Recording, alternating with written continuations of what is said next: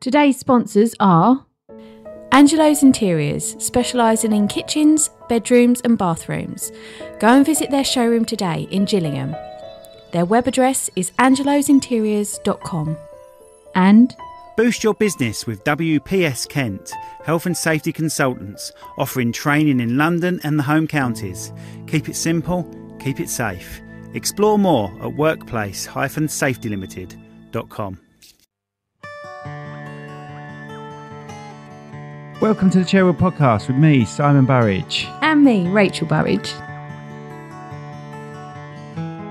Got him. And then we go. You sounded really Australian. And then we go, mate. You can get nearer. Get nearer.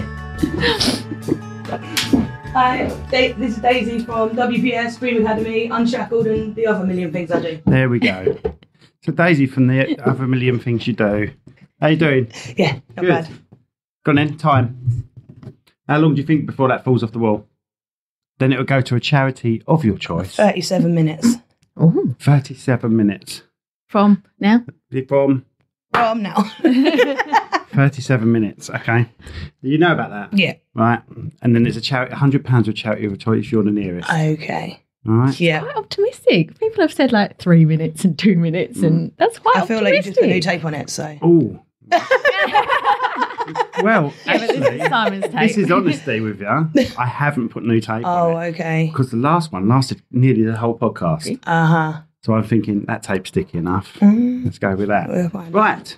You might Tell want us to change about your answer. yourself. You have 12 hours to tell us all your businesses. Where are we starting? Wherever you want. From the Whatever you beginning, want from to now do. backwards. So mention the businesses you want to talk about first. So Dream Academy, which Yep. is my performing arts school. Yeah. WPS, which is my health and safety consultancy. And I guess the band, because why not? The band, which I've been in, which I've been in with you.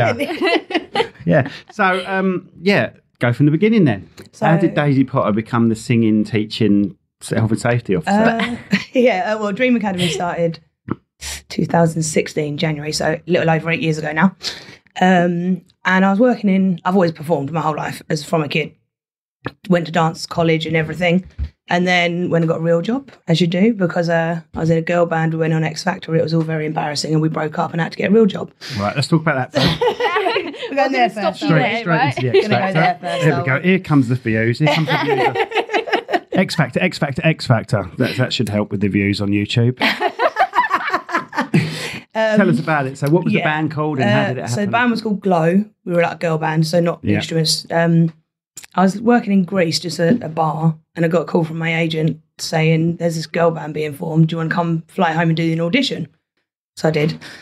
And the girls lived in London and I lived down here, so I was going up all the time to rehearse with them. We had some quite dodgy blokes who I never got to the bottom of how they ended up with money that were investing in us. Oh, Very Right. strange. Oh, They never okay. did anything too strange, but were just weird. yeah. And it was sort of strange why they were paying for our training, but they were. Oh, okay.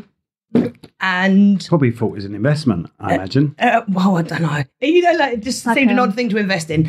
But Four girls, yeah. it was like they were like really weird, like twin guys in their 40s that had like a really bad car crash and got loads of compensation, and then invested the money in our training.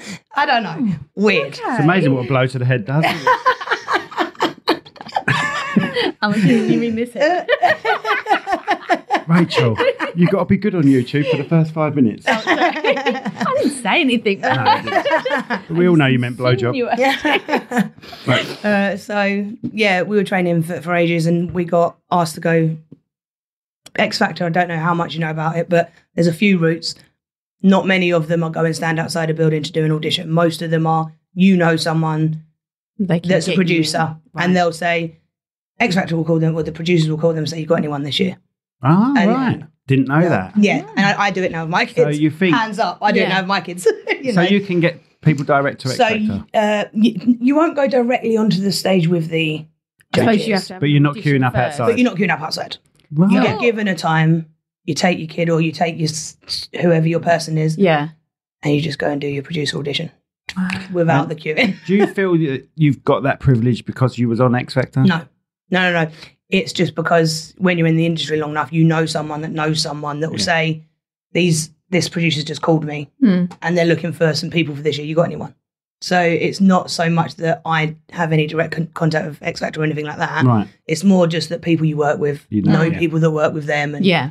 All right. it goes a bit backwards. So like there that. is, so all that stuff about on TV when you see him queuing up, that's pretty... Oh, people do it. right. Okay. They do it. They would never get that footage if they didn't tell people to do it. They do, like the general public. You can go onto X Factor's website and apply, and they'll tell you, oh, on this date at the O2. Yeah.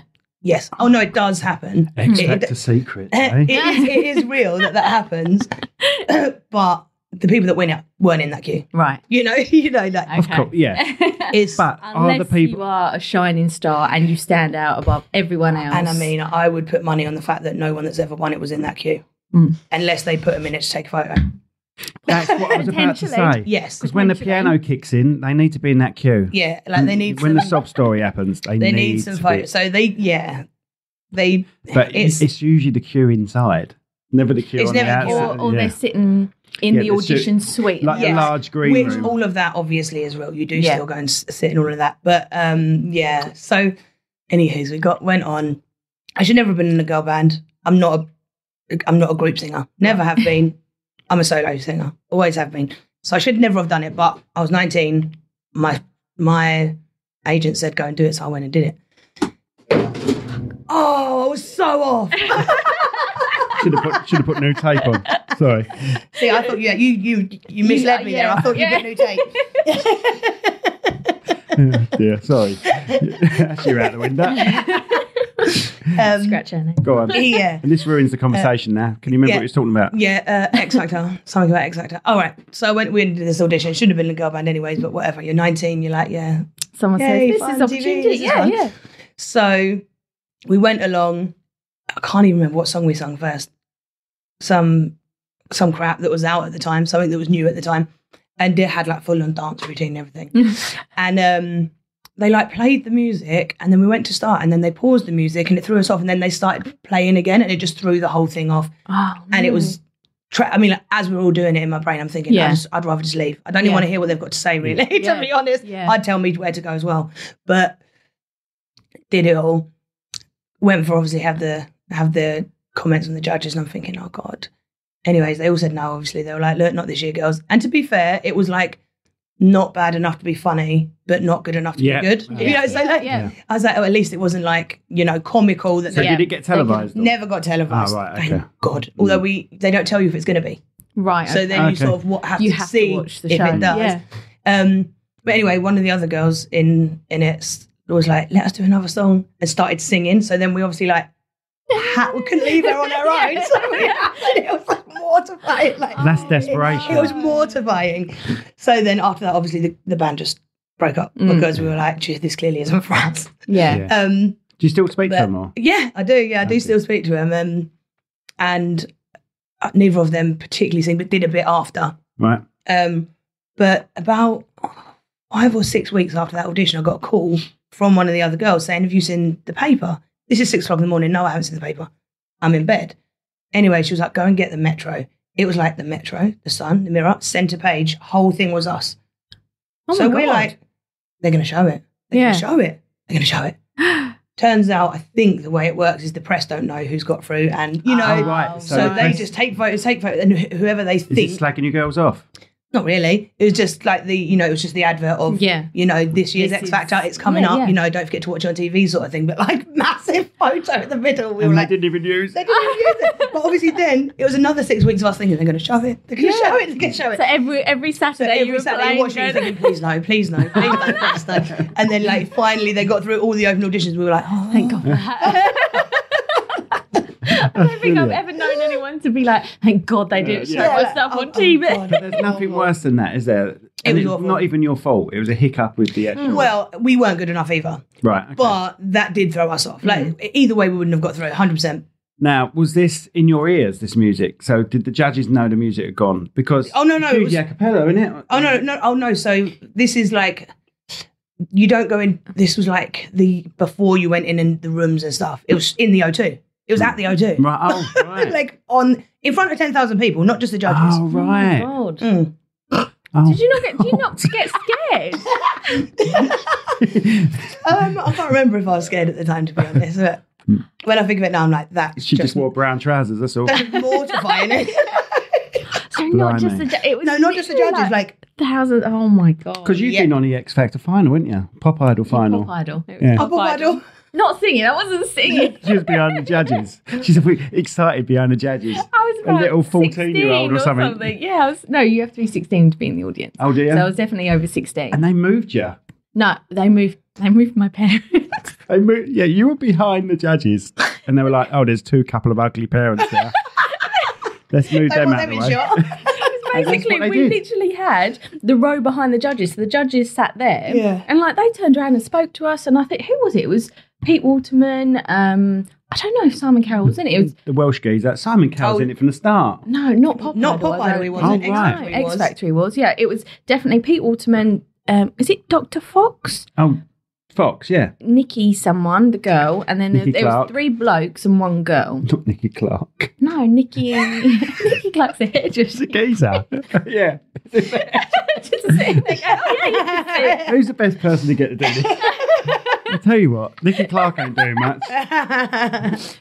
We were literally sitting behind there, and because obviously they looked at the shot on the camera.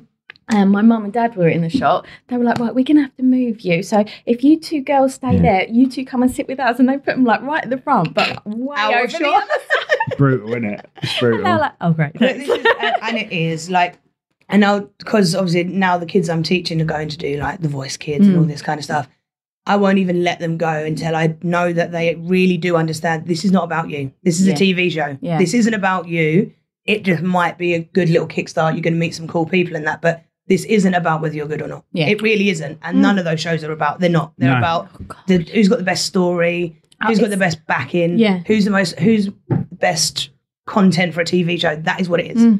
So, I think it's the sob stories. Oh, it is, definitely. It's just pathetic. Yeah. It's the same template every time, and everyone, no one's silly. They get bored by it, But talking about the voice, we like when we're doing wedding videos and stuff. We like to use covers, like acoustic covers is quite nice. Yeah. So you get a funky old tune, and it's acoustic cover. So I trawled YouTube and then contact the ones I like. So can I use it for wedding things?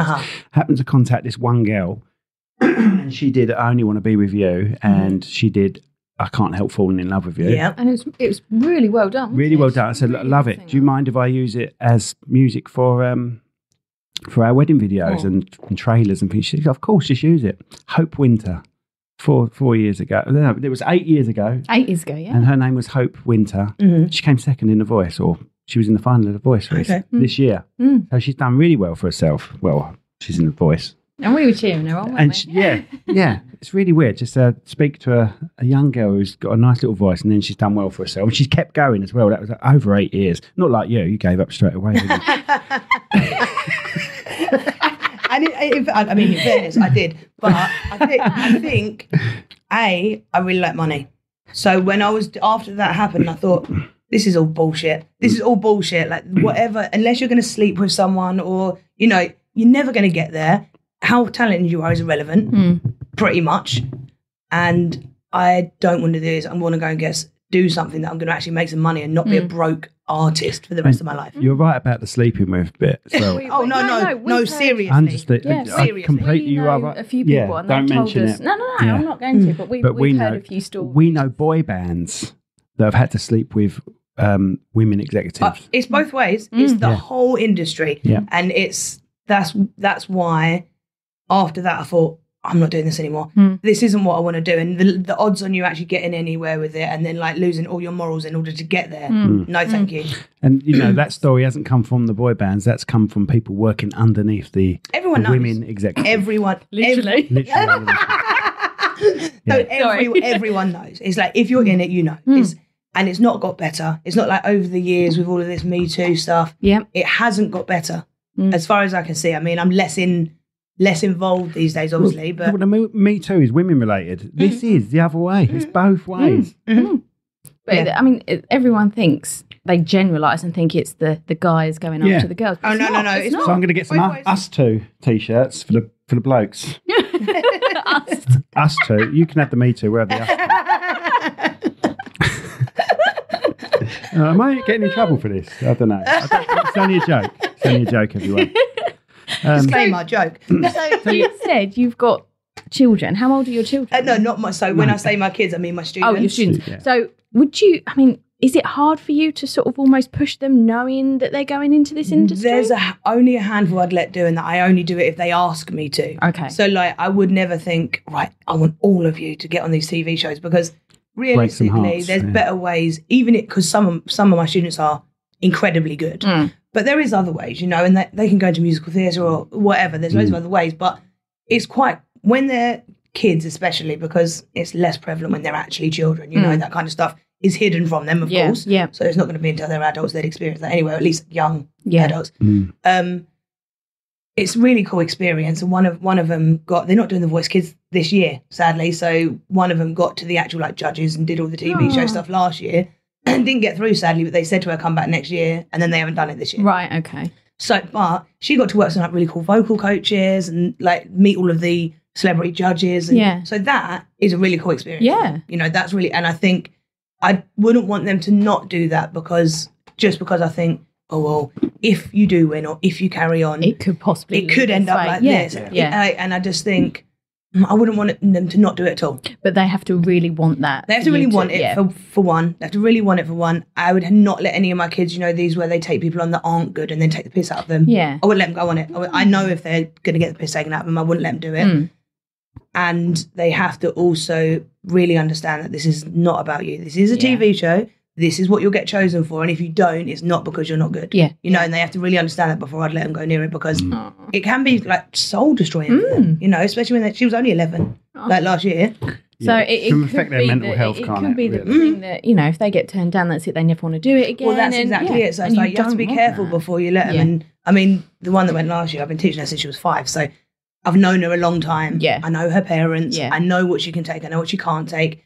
They're very good at explaining to her what I mean about the outcomes and what. I've taught over 1,000 kids in 8 years, and 4 of them have gone for the auditions. Wow. So what is this little business called? Or say little business, that sounds so disrespectful, but what is that business called with the kids? Dream Academy. Dream Academy, okay, and where is that? So we're got 9 schools at the moment, so mostly in Medway. Blimey.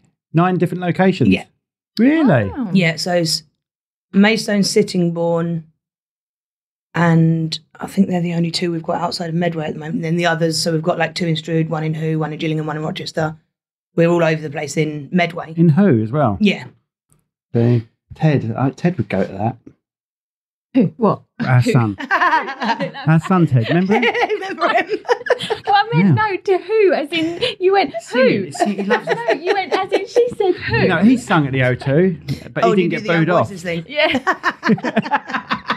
No, he did, the what's it called? Young Voices, yeah. I suppose most of yours have done that, haven't yeah, they? well, quite a lot of schools around here get involved in it now. Yeah, don't both of ours have done it, haven't they? But it gives them a little confidence boost. And when we walk out and we see all the posters and he's like, oh, that's so-and-so, Mum. Oh, look, it's Strictly Come Dancing. I said, yeah, but you've done it on that stage. And he's like, yeah, I have. So and it gives him that our daughter sang with Tony Hadley. Yeah, she did. Yeah. And, right, our son sang with... God, our son sang. Sounds like our car. Samsung, or Sangyang, or whatever it's called. He sang with that rapper, the teacher, literal guy. Loves the books. teacher that in COVID did all the raps. DJ Grammar or something like that. It's called.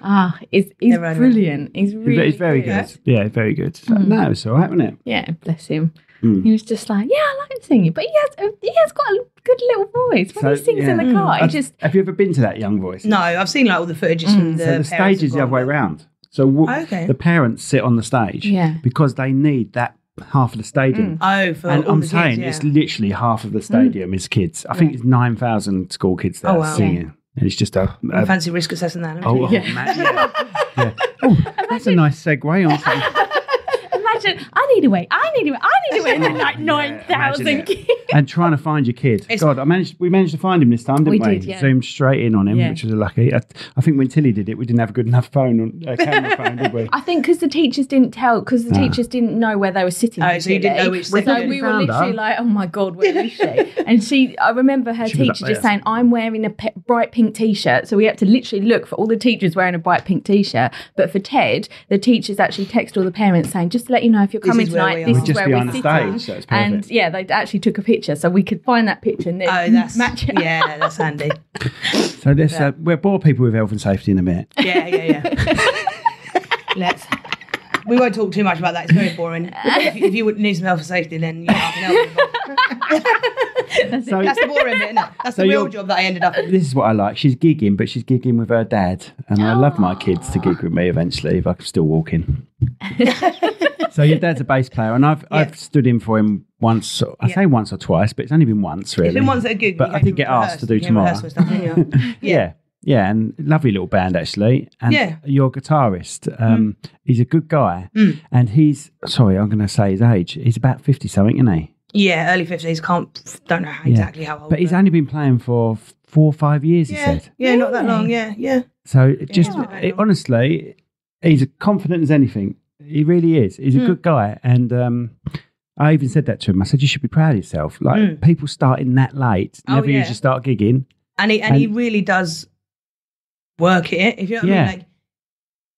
Like I pick up sax now and I'm learning a bit, but I've never really got really good at an instrument because I can't be bothered. Like I do it, I play for a bit, and then I think, I need to do this like 7 hours a day. I ain't got the patience. I just haven't got the patience to be that good at it. And don't get me wrong, I've had to work obviously bloody hard at my voice, but I've done that my whole life, so it's never really. So that comes naturally almost. Yeah. I've been doing that since I was a kid. I've spent a good 30 years learning how to sing. So but I did pick a guitar up when I was younger. Had a go, got frustrated that I wasn't good enough and gave up. And I always think as an adult, I wish I didn't do that because it would be just as natural. Yeah. If I'd have stuck at it from 9, 10 and stuck at it, it would be just as easy as singing is. But yes. I've got to be honest, you're the only person I've ever been with that could play sax, stop playing sax and go, will you go to bed with me? And I'd be worried. In fact, we do that song, but I never actually say that line. Never say that line. Say that line? Oh, right. You just go, I just do that, it's that song that goes in my head. And goes, say will you go to bed with me? No, it's that. Do you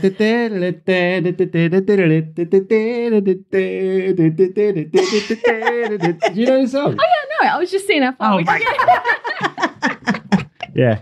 Then she goes, I've noticed you around. Yeah, I do all of that bit, but you don't do the will you go to bed with me? No. It's just my own imagination brought that in. Well, it's supposed to be there, but I'm like, no, I can't bring myself to it. I can't put something in the band with my dad. She's just about to say it. She looks over at me and goes, nah. You're all right, thanks. No, you're all right. Do you fancy a sandwich? And you're sitting going, yeah, all right, after this. But I've seen you play saxophone. Me and Tilly and they came along. Yeah, we came and saw you and we played. And I just thought you were amazing. And then you sort of play and then you sort of put it down and carry on singing. I'd be like, oh God, right, I've got to do this now. And I'd be like sheer panic. But I'm not very musical. I can play a wind instrument, but playing it and then singing and getting straight back on it. Sometimes I think, oh God, I need like a second pair of lungs. One, because obviously singing some of the songs we do are big old songs as well. So in between you sort of want a big breath, but you don't get a chance to because you just do sax and then straight back into a line. And you're like, Why did you snigger when I said I could play a wind instrument? You're so perverted. You're so perverted. Not the pink oboe or anything. One-eyed piccolo. I'm actually like your feeder for all this. You are. Everyone thinks it's me with the bad ideas, but you just whispering. You whisper it into my ear, and I'm the idiot that just splats it out. You load the gun, and I bloody fire it. And I go, Simon, you can't say that. Yeah. Sorry. Brilliant. So, you got any gigs coming up you want to tell people about? Now, bearing in mind this is coming out mid-April time. Well, yeah, there'll be loads, but try your memory. I don't know off the top of my head. Well, what's the band called for starters? So Unshackled is the band. Unshackled, yeah. Got a website? Website's unshackledband.co.uk, and all the gigs are on there. So yeah, I don't know when they are. So how long have you been playing with your dad? She laughed that time. It wasn't me. She laughed. How long have you been in the same band with your father? All right, hang on, compose yourself. 2 years, about 2 years. So Unshackled was have been a band for about 8 years. They used to have a different singer and a different bassist. Right. And then I think my dad joined him about 4 years ago. But who's left then in the band? Just the name. Was the drummer The original? drummer and the guitarist. So But you said 8 years ago. He's been playing for 4. What was he, just using a triangle for the first no, couple of years? I'm sure it's 8 years. Maybe it's like 6. Maybe he's been since he started. Is Oh, right, when they okay. did it. So like, Fair enough. however long that was, 5, 6. And your drummer's quite a well-established drummer, isn't he? Yeah. And Andrew's great, really good drummer. Sorry, really you can say their names. I'm not trying to disguise them. No. I'm just terrible with names and I will mess them up. Yeah, so Andrew's the drummer, Yeah. Lee's the guitarist, and then my dad, Steve, basically. Steve, right. Yeah. So then he got you into the band. So I used to go and watch them, obviously, but when dad was in it with their other singer. Yeah. And then I think she had COVID or something just after the second pandemic, and dad called me a couple of days before and said, any chance you could jump in and cover? Yeah. Because we don't want to cancel this gig. So I did, and then I can't exactly remember how we ended up with her leaving, but I think it was going that way for whatever reason. And then that gig said to them, any chance you could do another gig, but with her again? And then it just sort of happened. Yeah, and then... So had you been gigging with bands and stuff at this point, or was not this your really? first I mean, gig with not band? really. Yeah, not really. It was my first. It's my really? first actual band. Really? Yeah. I thought you'd been in loads. No, never been in another band. I've stepped in for people and Dept, and I'm always at open mics. And I'll jump up if I'm watching a friend's band. They'll often be like, "Do you want to jump up and do a couple of songs?" Oh, saying that, in August, I'll give you the date later. It's my 50th. Yeah. And I'm inviting loads of Muso friends. Uh-huh. And we would just jam something. Yeah. What the hell is Muso, friend? Musicians. Music. Oh my god. You're so I'm being trendy, mate. I've got to try and grasp this. I'm getting old. I've got to grasp whatever I can. My musician friends. So, yeah, if you're free, come along. Yeah, give us a date. It is an August one, though. August Saturday. You might even be gigging. Maybe we'll have a look. We've got so offended a if couple you of don't bits. turn up. Just do it like from 2 PM till 2 AM. At some point, I can turn up. That's not a bad shout. We could do a full-on day festival type thing. So when I said to you, do it as a festival, you went... I'll be shit-faced by the end of it. But yeah, we're just going to jump on. We're even going to let non-musician people sing. I was going to say, please don't say you're going to let them pick up instruments. No, you're not touching that. Yeah. What did you call it? Believe me, it'd be one of my crappy bass guitars out on there. Yeah, don't touch it. Yeah. I was saying that your very nice one last time just got dropped straight out the case, didn't it? Mate. And that was by you. So. I didn't even use it. It was my backup bass. It's got a graphite neck on it. What is it? It's your... Oh, it's a Fender jazz bass, and I replaced it with a lovely graphite neck. I didn't use it. I showed them it. I said, look, I could have used this. They went, oh, lovely. Didn't zip it back up. Yeah, didn't do the clips and just put it back. I just didn't zip it up, walked out to the car park, and Bang. it hit the road face down. And oh my God. I was Do you just want to like cry it's and the real stroke road it? one, though. Yeah, A lot of people pay to have it road one. I literally had Just it road drop it, one. just chuck it on the floor. And I never even used it. God. But you Have you managed to noticed get there's it a downstairs? face on my other one? Did you notice the face on my other one? Not from memory. That's her face. Oh, I've her face on my pick guard. Because every time I buy a guitar, I put her face on it so she doesn't go, where the fuck did you get? She goes, oh, there's a nice picture of me on it. So they've all got the same face on, so she thinks they're all the same guitar. Top tip, people. Yeah. Top tip. And also... And he's always said to me, when I die, please get these valued because I probably haven't told you the correct price. Yeah, So that's don't just sell my them. worst fear is selling my guitars for the price I told her I got before. And I've got like 15 basses. Yeah. Yeah. Oh well. Do Where you was enjoy it? playing with your dad though? Sorry, going back to the Go. conversation. Yeah. Do you enjoy playing with your dad? Let's not go back there again. Why didn't you laugh when she said it? Because the joke's done, isn't it? Yeah. Fair enough. And you're As long as it's just you're not really mine. seedy. Yeah. That's what I'm worried about. Because it's coming from me, it's obviously perverted. Yeah, I do. I mean, especially You obviously can get right as an here, Riley. adult, You'll be fine. you get less opportunity to spend time with your parents unless you're like, oh, it's family dinner or you got to go this. So it's nice that we do, and weekly we rehearse as well. So like it means I see him regularly and we're both doing something we love doing rather than like, oh, I better go around my dad's house or when you know, like when you're thinking No, I understand So that. did he get you into music? Was he quite musical when you were growing up? Sort of the other way around. He has always been musical, but never like like he is now. He's always been someone that goes to gigs, not the one at gigs. And he loves a gig. He actually learned a bit of saxophone when I was a kid. I remember, just got a vivid memory of him walking around the house playing Pink Panther when we were really little on the sax. He was chasing us around the house with it. But he only did it for a little while, like just had some lessons, but never did anything with it, sort of thing. I don't think his parents were very supportive of him doing music in any way other than just listen to it in your room, go to work, you know. So yeah, of course. Yeah. But then I did it all the way growing up, and my parents used to go to, when they were together, used to go to like drama club together. They were like both in Amdram and stuff. So they've always sort of done that stuff. But the more I did it, and then went to college and did performing and everything, and then after that he got way more into his guitar and stuff. So at first he used to play guitar, not bass. Oh, right. Went to a couple of open mics with him. Yeah. And then it sort of developed from there. So yeah, sort of both of us at the same time, I suppose. But yeah, he's really into it now. Yeah. Really into it. He goes to every gig he can.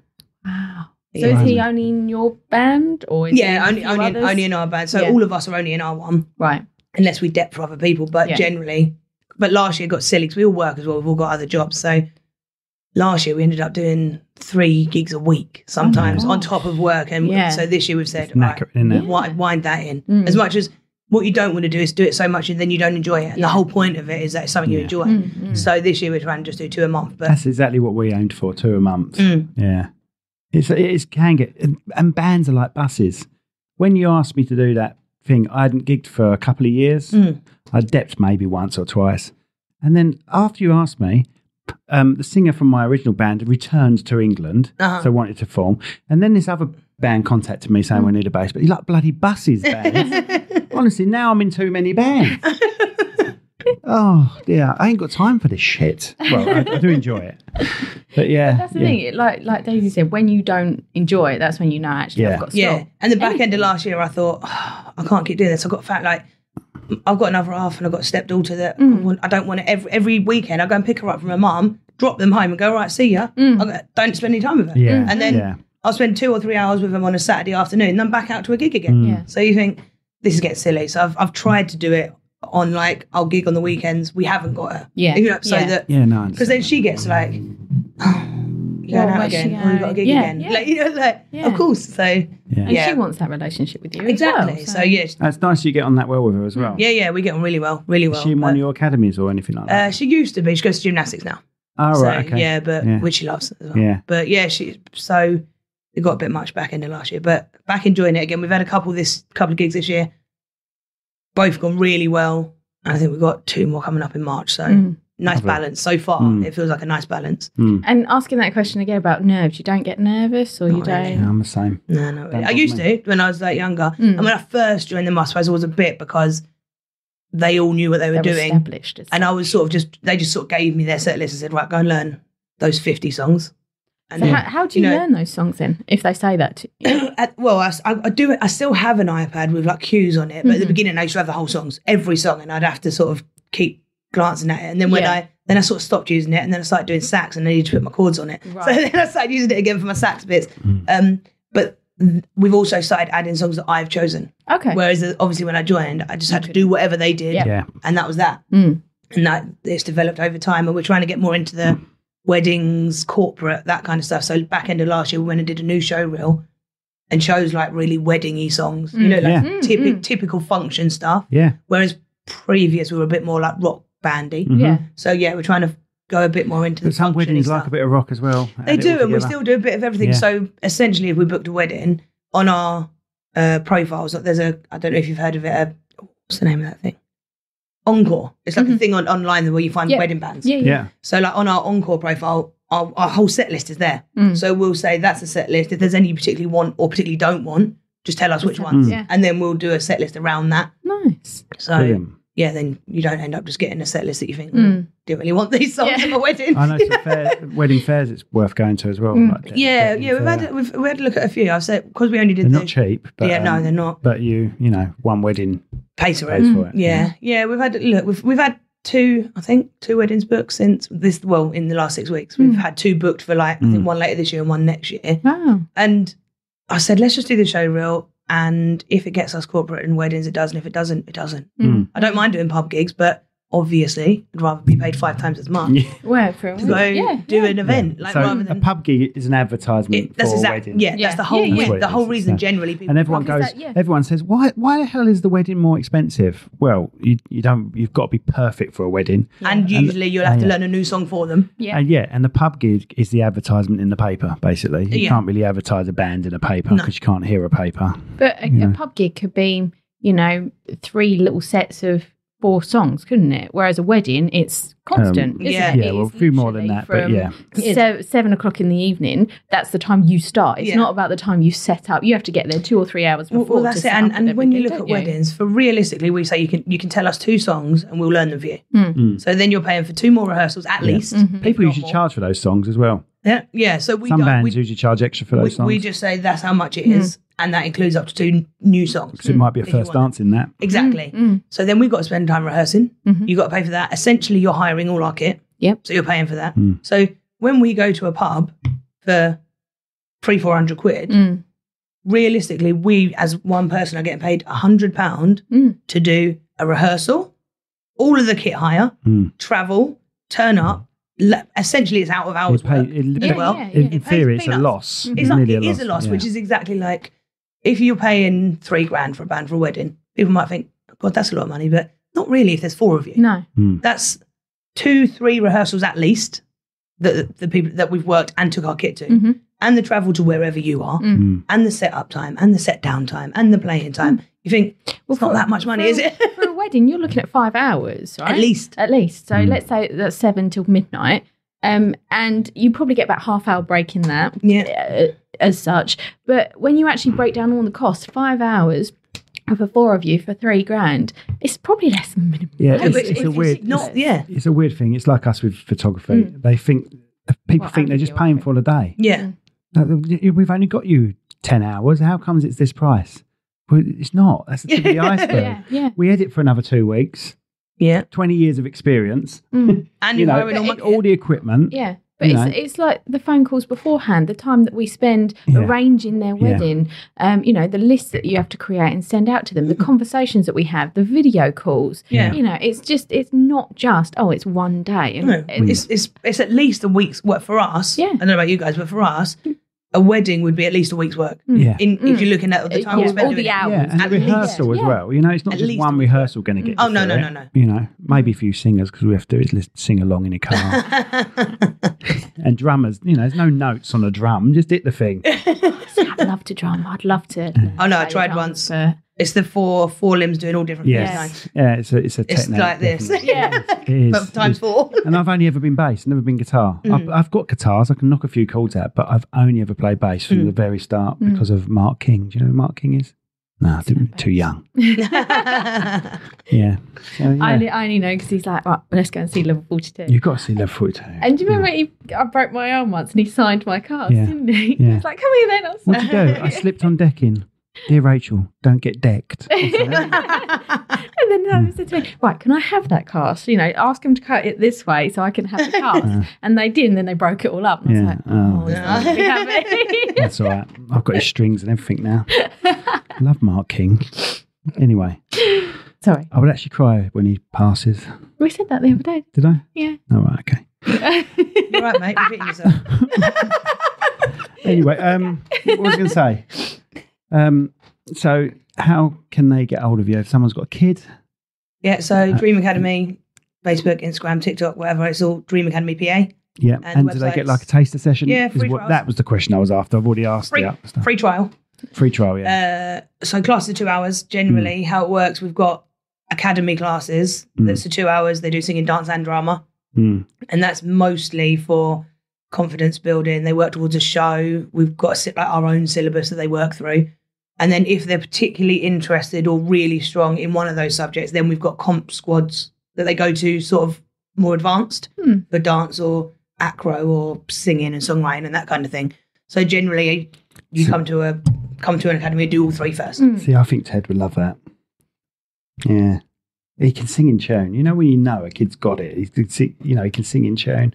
But then you go, I'll do that again. You go, nah. He's like, you're all right, mate. No, you're all right. No, thanks. But when he's singing in his bedroom and you're outside, you can hear him, you're like, he's in tune. He's hitting the right notes, you know. But the thing is, when you're editing, because Ted's bedroom is a bedroom through a bedroom, so he's got a big bedroom, but you have to go through the office to get to his room. So he'll be sitting there editing in the office, and obviously all this music comes up that he's using constantly for weddings repeating music, and then he's sort of sitting there learning it as he's editing. Yeah. And then some other stuff as well when you're editing like sitcoms Comedies. and stuff like that. Yeah. And he's like, oh yeah, I know that, Dad. It's this, and this. Yeah. And you're thinking, oh God, please don't repeat that. He would just all of a sudden be eating his breakfast singing Boom Shake the Room. How do you know that? I was watching something on TV the other day and he came in and he started singing. And I went, how do you know this song? And he went, I just do, Mum. And then I was like, okay, thank you. But he loves that Just Dance. Oh, don't he? yeah. Yeah. You ever heard of Just Dance? It's on It's the like a game Switch. on Switch. Yeah. Oh, okay, no. Yeah. Yeah, and they follow the screen and dance okay. to it, but they're all popular tunes. So as they're constantly trying to win this bloody levels, they're learning the it's tunes like without even realising. It's like a upgrade to the dance mat, basically. Oh, Yeah, do you remember that dance mat? I loved it. I loved my dance mat and SingStar and Guitar Hero. SingStar, I love SingStar. I had all of them. SingStar, yeah. Guitar Hero was when you had that thing, It was didn't like, you? And you had to it was like an play. actual Yeah. guitar, but it Yeah. had buttons. Yeah, but Yeah. no, there's one now that I use. I don't use it to learn songs. That's what you did when I sent you that set list. Yeah. Oh no! No, but I wanted the kids to get into it, but they never did. But it's the Guitar Hero, but with a real guitar, Oh, and you buy the strings to the right colour. Oh, that's cool. It's the bollocks. It really is. Sorry, that means it's very good. For people Down with listening, the kids. For people listening in, yeah, shouldn't have said the bollocks. Oh, I said it again. Sorry. But it's really good because you're using a real guitar, and you can go basic with it, or you can go proper full It's on. so sad, isn't it, when your kids don't do like stuff like that? And you want she's finally getting there, but I've been for about 18 months with Phoebe. Like, should we learn something on piano? We'll learn something on piano. And then she's done it a few times, and I get her the iPad up with the little videos to learn it. And then last weekend she did like 3 hours just sitting there, and I was like, Yes. I'm going My son would love it, but you won't let him have that keyboard in his bedroom. He doesn't have the room. I've got a keyboard upstairs, up in the loft, and I'm like, oh God, he's got to play it because he does want to play it. Where is he going to put it? You're just holding Where him back. is he going to get that? See? You're just holding him back. Comes up with the ideas. Why have you not gone and bought him a bigger house? Yeah. Yeah, you're just holding him back. Right, get it out then. The piano. Oh. The piano. God, look at them two get excited as soon as she said that. Please put it away. Okay, is it time to talk about health and safety? Oh, yeah, go on then. Oh, you're really selling this business. No, we're very good at what we do. I actually, when I get through to someone and they understand why they need to do something, it feels like a real win to me. It does. So, Company name? safety started like before Dream Academy. Not the company, not the business didn't, but my experience in it. Yep. After the whole girl band debacle, After the what? girl band debacle. Right, oh, right, okay. I thought you were scared. Oh God. I just thought like it was some sort of industrial disaster. Oh. The gold band debacle. God, what happened? Was it like a gold mine that collapsed? It was a gold mine's collapse, a gold band debacle. Oh no, it's girl band's Girl debacle. band debacle. Yeah. One of the girls was a lifeguard, and I was still living down here. She was like, "Can you swim? If you go and get your course, I'll get you jobs as a lifeguard." That bit sort of happened while before the X Factor thing. While we were already a girl band, I needed to move up there. Anywho's, got that, became a lifeguard, and then swim teacher, then gym instructor, then personal trainer, and did all of that, and ended up as the ops manager. And at that point, you really have to get involved in health and safety. So you're risk assessing. I did my pool plant operators and all the chemical stuff. So that's where it started years ago. Called Kosh and everything like that. Yeah. So that was quite heavy. And I did like my first qualifications in health and safety then. And then it was when I was working there, I was interviewing 16, 17-year-olds for jobs like lifeguard, working on the CAF, that kind of thing. And every time I interviewed them, I thought, what's wrong with them? Like, why are they so bad at this? As in the interview process, not the job. Yeah. Nervous, don't want to answer the phone. I thought, it's performing arts, isn't it? That's why I've never had this problem. Because I've spent my whole life performing in front of people, speaking in public, and it never occurred to me that actually that has proved really instrumental to my life, aside from being a performer. Just generally. Yeah, just generally having that confidence and being taught to be articulate when you need to be and answer the phone and confidence. That's what started Dream Academy. See, people think confidence is not making a mistake. Oh, no. Confidence is not caring about making Confidence is confidently making a mistake. Yes. And knowing how You to make do- a mistake and and learn you- it next to time. it. You Yeah. make a mistake and you use it. Yeah. You know, you say, oh, I messed that up, sorry. Yeah. And, you know, and it doesn't matter. No. It doesn't matter. Yeah. Even if you're gigging and you make a mistake, the audience aren't going to care too much. They're going to laugh with you when you go, oh, messed that one up, didn't I? Either they won't notice at all Yes. if you don't say anything, Only- or if it's a real bummer and you just go, Yeah. generally people will be like, just laugh and you Laugh just and move then on. it's You know, gone. look, But some people think, oh, that audience has gone home and they've thought of nothing but that one mistake. they definitely haven't. They don't care. Don't care. They don't care. Most of them didn't even know it happened, honestly. Robbie Williams don't know his own lyrics, does he? He messes his lyrics yeah. up all the time. You know, He's there's good. bands that do it all the time. Who did your mum and dad go and see? Sympathize. All you gotta do is sympathize. Not sympathize, is it? All you gotta do is da da da da da. Ooh, criticize. What was his name? The bloke that sings that. He's not shit. I need said he's shit, but he's not shit. He sung at the O2 and he just kept stopping the band. No, that ain't right. Let's go again. Oh, Jesus. The whole night he was doing that. The whole night. But no, everyone still loved him because he's at the point where he doesn't care. When you get to that point, yeah, you think, well, if people are paid money to watch you in the O2, they're going to let you do whatever you want. Really, Well, Elton John, look at Elton John. He's Oh, God, did you? Oh, in the- when did he you lost see it that with the vid- sound man. Did you see the video in the lockdown, though, when he did that? Do dabba dabba dabba Literally what it sounded. Dime dill dandy dabba dabba I dabba. love Elton John. I love when Elton I saw that John. video, I was like, Yeah. he's ill. Like, he's got to be ill. He's got to be ill. That's weird. I love I that was film. exactly the same, and people were going, "Well, he is whatever age." So, yeah, that was so is Tom something- Jones, It's like if you had a stroke or something. Yeah, It was like that. but he sorted himself out for his final tour. I Yeah. think. Yeah, he did. But Yeah. that when it was you. Yeah. He wasn't saying words. No. He was just like making noise. It was so strange. It was damn still danding with that meth you use.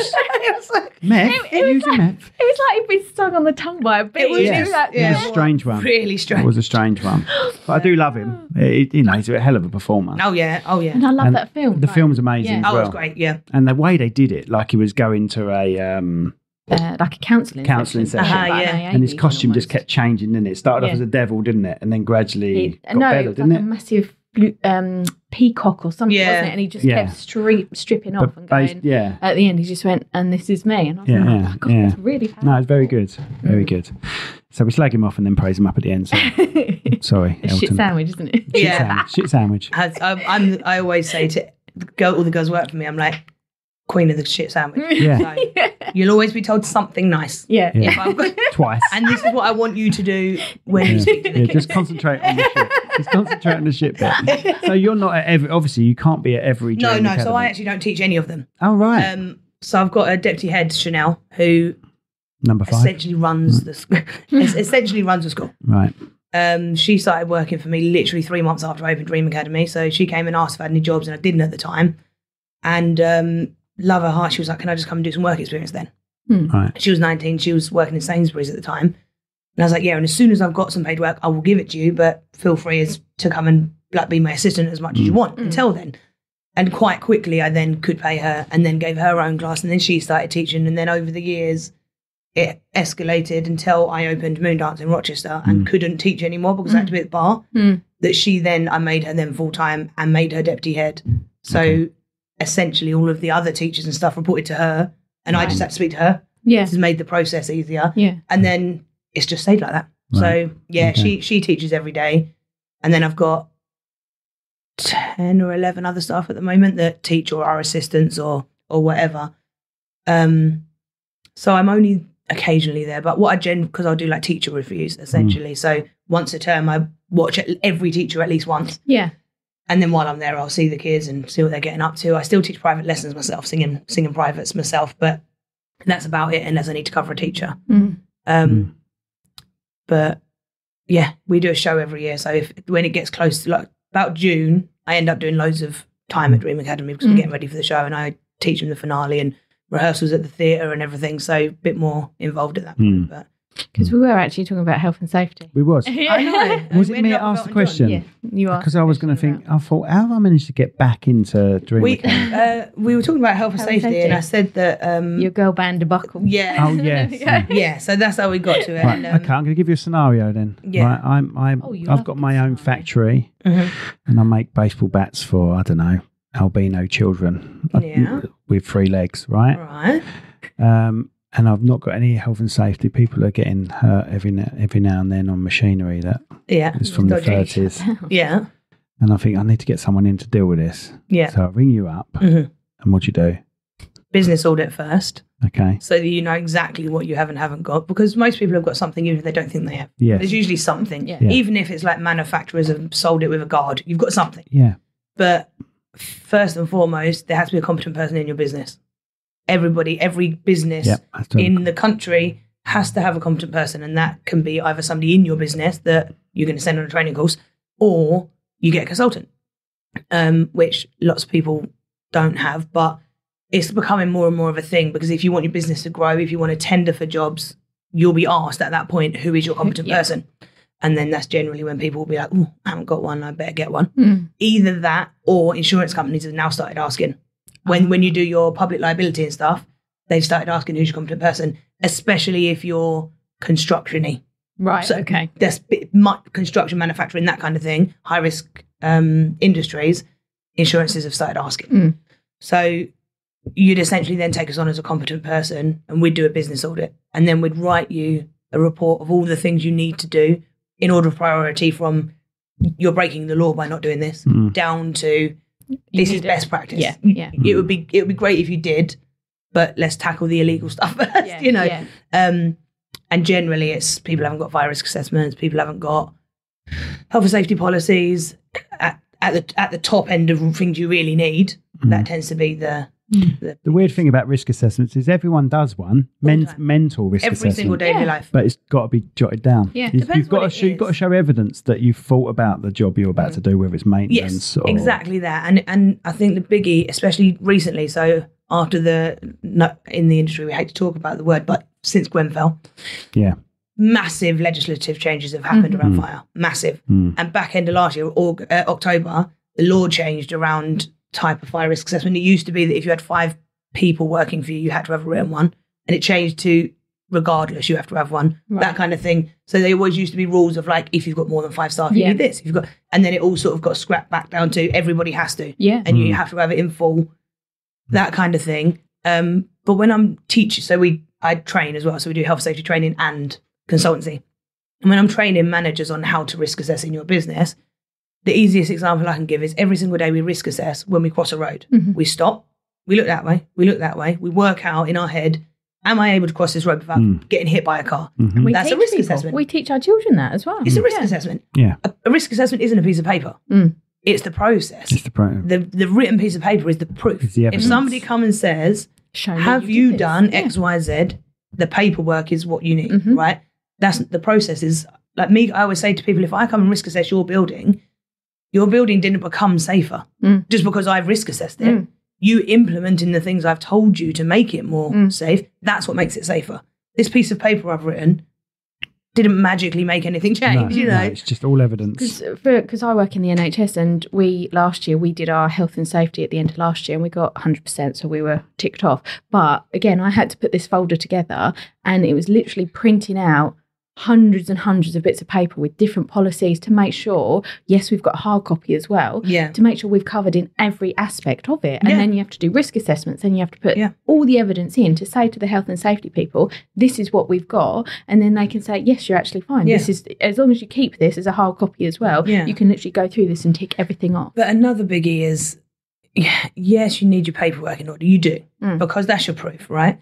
But there's no good having a policy. This is so I won't write someone a policy and just say that's now your policy. Yeah. I have to work with them because you have to agree you're going to follow that. Yeah. There's no point having a policy in place that you're not going to follow. No, just don't bother then. Yeah. You're not any safer. Other than you're sort of safer if you have a visit from HSE or whatever and you haven't had an incident. Yes. But if something in your business goes wrong and that's why you get a visit, they're going to go, you've got a policy. Why weren't you following it?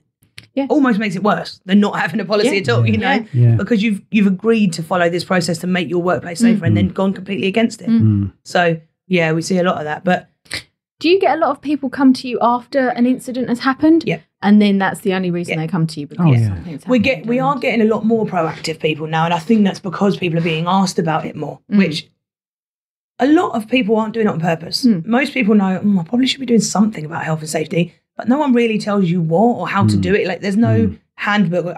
But you don't register your business on Company's House and they send you a leaflet that says, this is the health and safety you need to do, you know? Nobody does. So until it's brought, like, especially now that I'm networking a lot more and stuff, people are now coming to me proactively and going, I've always sort of thought I needed to do something, but I just didn't really know what or who to speak to. And then now you've brought it to my attention, I'll do something about it. Most business owners and employers and stuff want to look after people. They don't want to put people at risk in their workplace.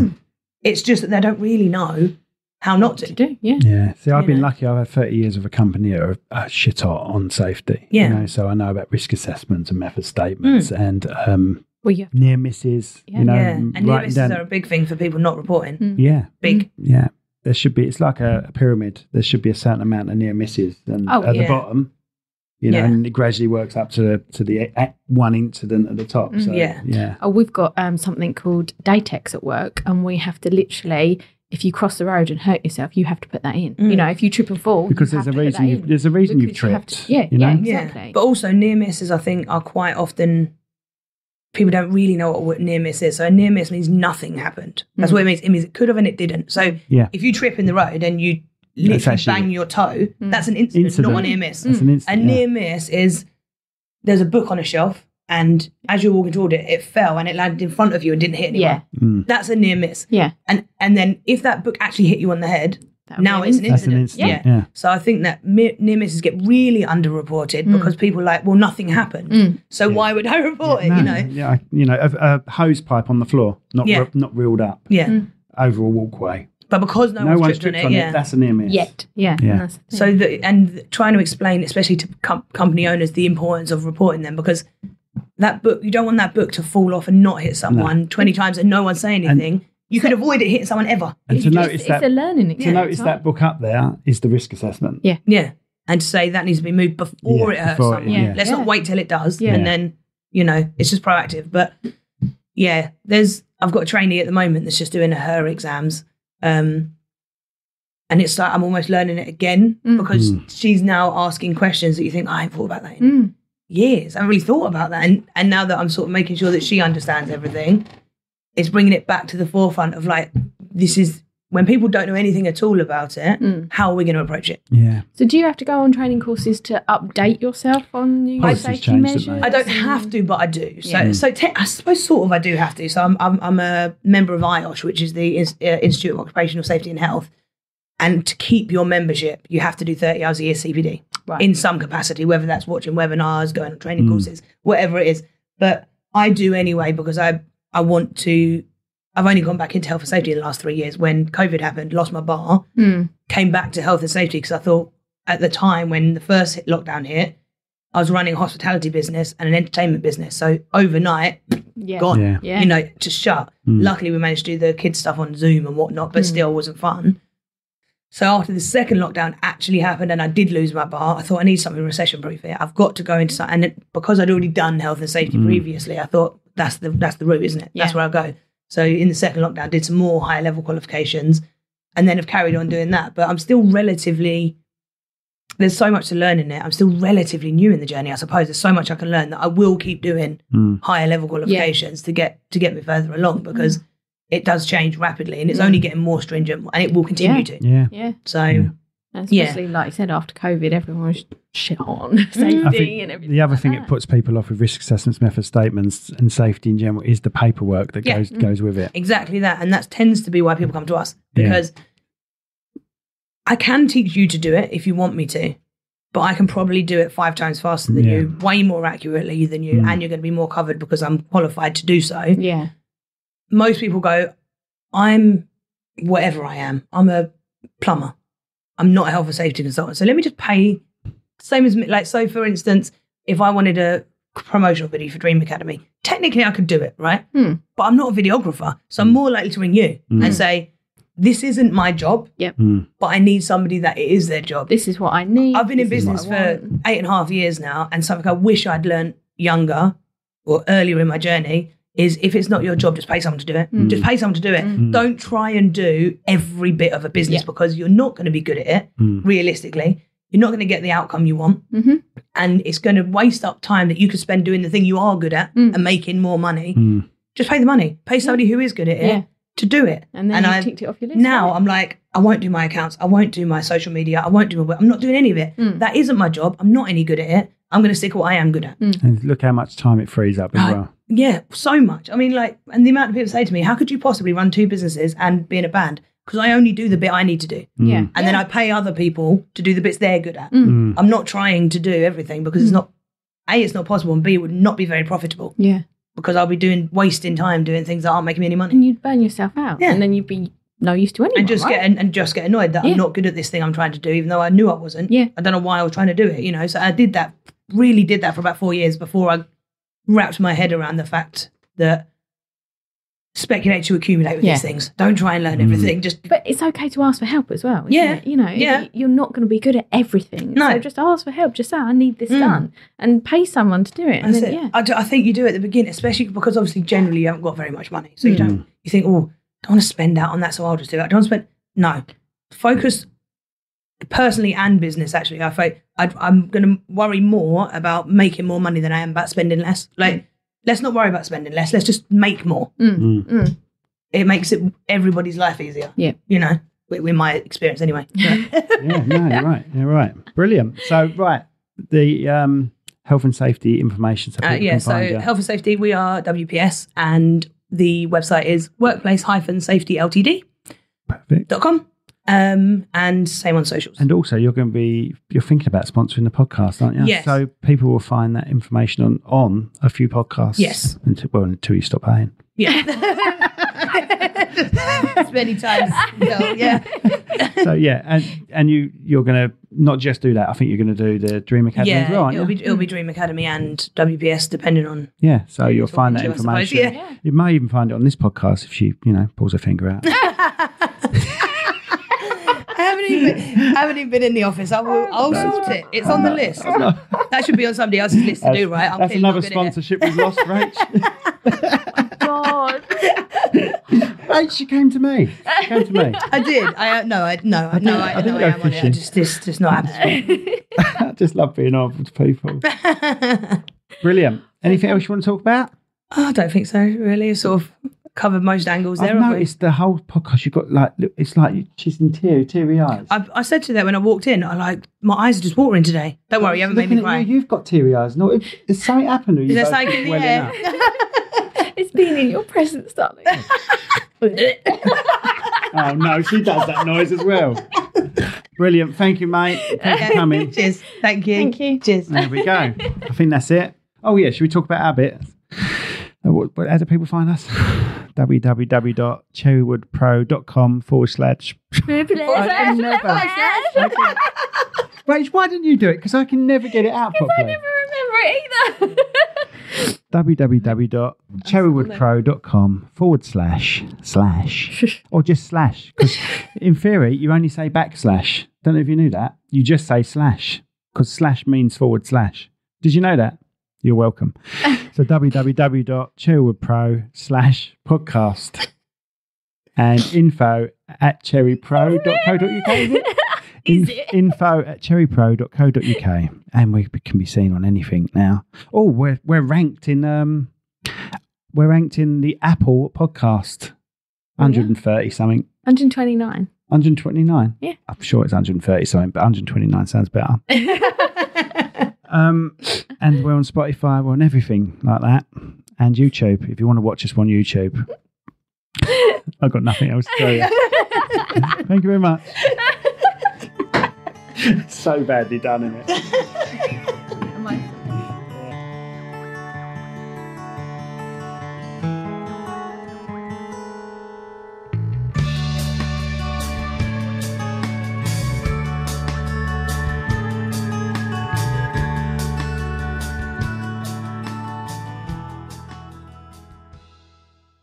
This podcast has been brought to you by Snugdubs Camper Van Hire.